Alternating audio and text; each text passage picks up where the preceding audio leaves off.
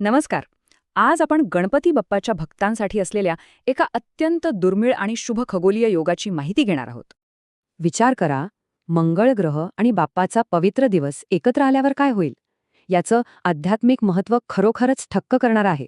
सोपं सांगायचं तर जेव्हा चतुर्थी मंगळवारी येते तेव्हा तिला आपण अंगारकी चतुर्थी म्हणतो. हा अत्यंत दुर्मिळ योग आहे. ह्या व्रताची प्रचंड ऊर्जा कुठून येते? तर ती थेट मंगळग्रह आणि आपल्या लाडक्या बाप्पाच्या अतूट संबंधातून निर्माण होते. अशी ठाम श्रद्धा आहे की या दिवशी बाप्पाची मनोभावे पूजा केल्याने आयुष्यातले सगळे मोठे अडथळे हमखास दूर होतात. खरं तर आपल्या मनातल्या सर्व इच्छा पूर्ण करण्यासाठी आणि संकटांतून कायमची मुक्ती मिळवण्यासाठी हा दिवस अगदी सर्वोत्तम मानला जातो. आता 21 हा आकडा खूपच महत्वाचा आहे.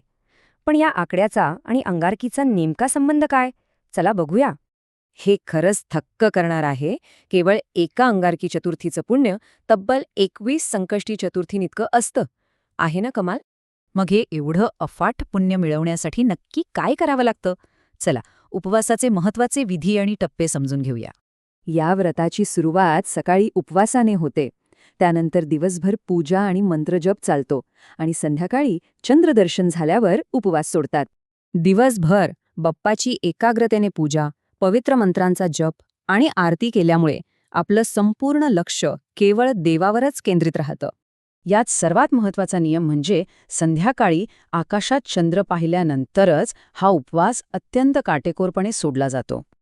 गणपती बाप्पा मोरया या एका अत्यंत ऊर्जावान आणि पवित्र जयघोषाने भक्तीचा हा सगळा अभूतपूर्व सोहळा पूर्ण होतो. आता प्रश्न हा आहे की आयुष्यातले सगळे अडथळे दूर करणारा हा अत्यंत सामर्थ्यवान आणि पवित्र दिवस आपण कसा साजरा करणार?